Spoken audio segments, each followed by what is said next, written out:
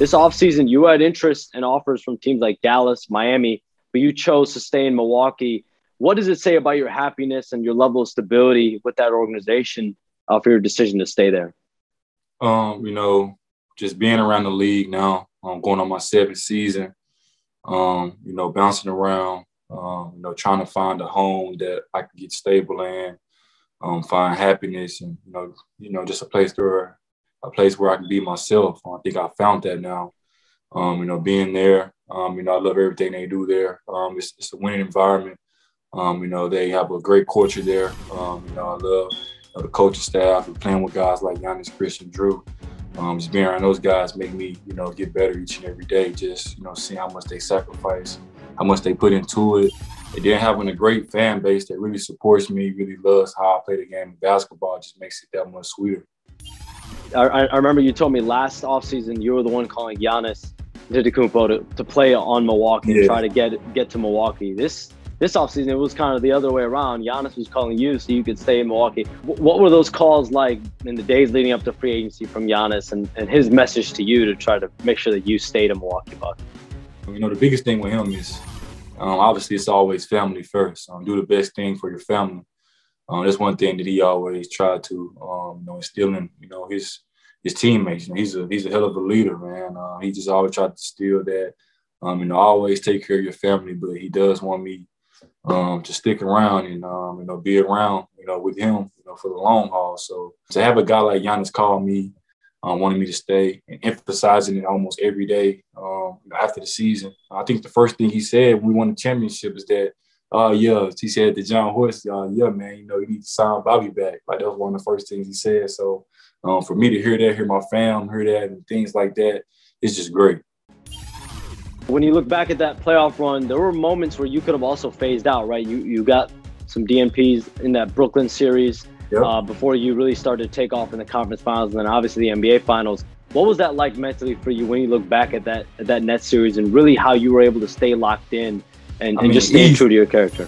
It was easy for me. I mean, I've been through a lot of my whole life, man, especially in my NBA career. The highs and lows that the NBA game gives to you, you can't really put a tab on it. You know, all guys come from college as, you know, one of the best players on their college team, if not the best player on their college team. That was me. You know, 2nd team All-American in college, player of the year, you know, 1st round draft pick. And then I get to the Bulls and I get 10 DNPs to start the season. So was kind of, I wasn't used to it. I wasn't used to that, but just looking back on it, I try to look at all the things I've been through and just try to stay in the now and just try to stay as locked in as possible. Keeping your cardio up, being a great teammate, all those things matter when you're trying to win a championship. Each series is different in the playoffs. You have to find a way to find your role and find your niche to try to impact winning in each series. So staying ready for my moment was called. And whenever, you know, Coach Bud called on me, I think that I was ready. And I think the world's seeing that as well. What was the moment like after you guys won the ring? And how much vindication did you have as far as that was your ultimate goal, was to try to win and compete for a championship? You ended up doing it. How validated did you really feel? I feel real validated, man. I've been on a lot of stinker teams, man.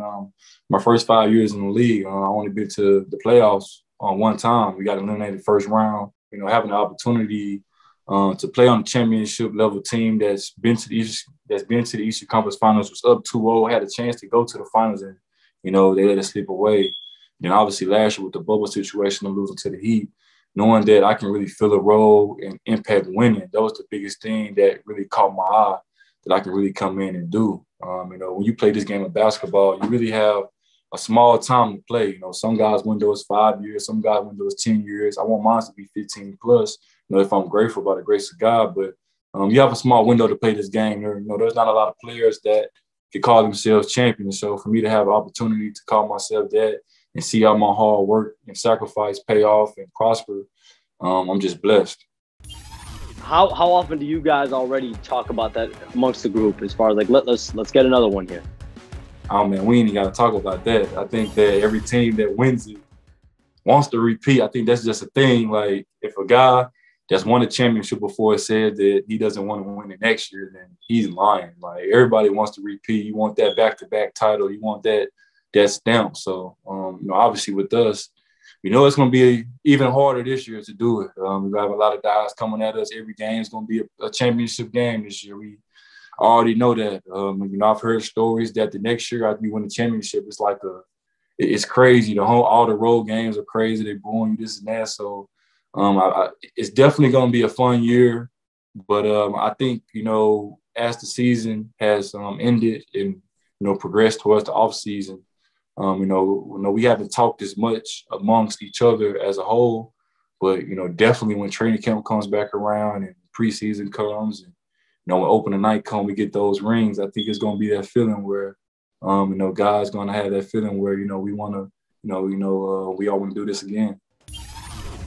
Now, I'm not sure if you paid for a meal yet in Milwaukee since you guys have won a ring, but are there any spots that you already know you're set for life at in Milwaukee? Nah, I don't know that I'm set for life at yet, but, man, every time I go somewhere, it's like people be like, nah, man, I got it. Like the guy behind me might say he has it, or the guy or the woman that's working at the restaurant might say they're going to take care of it. So it's definitely a crazy, crazy feeling, man. I went to a Walgreens like a couple of weeks ago, and I ain't paid for nothing in Walgreens. Not always. Like I don't go to Walmart or none of those stores, but I like a corner store Walgreens. You just go in, get out real fast. And I tried to do that, and the guy said, nah, like I'll handle it. And he worked there. So, man, it's definitely been a crazy experience. Definitely life-changing for me and my family. Just to have my mom there, like I said, like my mom's my rock. She's my everything. Just having her there at all my games, letting her experience everything that I've experienced through this playoff run. And man, it's been a hell of a year this year. I'm sure she was probably the first person to ever chant Bobby, Bobby. But how crazy is it that you're getting that chant pretty much everywhere you go? You wake up in dreams with that chant going. Yeah, it's crazy, man. Like the people that watch TV only see it like when we play home games. Like I get that like at the gas stations and when I just outside chilling, like people just I don't know. I can't even make this up. Like I don't even know how I just don't know how it started. I just be myself every day, come in, work hard, never complain. Just be myself. Like all I know how to do is be Bobby Portis. That's all I've ever been. I'm just a real guy. Just try to, be a stand-up guy and do everything the right way. And it's just fun sometimes when you get rewarded and people see the hard work and see that you really care. I think that's why Milwaukee loves me the most, and that's why they like me a lot, because I put my all into it, whether I'm making shots or not. I'm giving my all, bringing energy every time I play the game. And, like I always say, man, it's Milwaukee's a blue-collar city, and I'm a blue-collar player.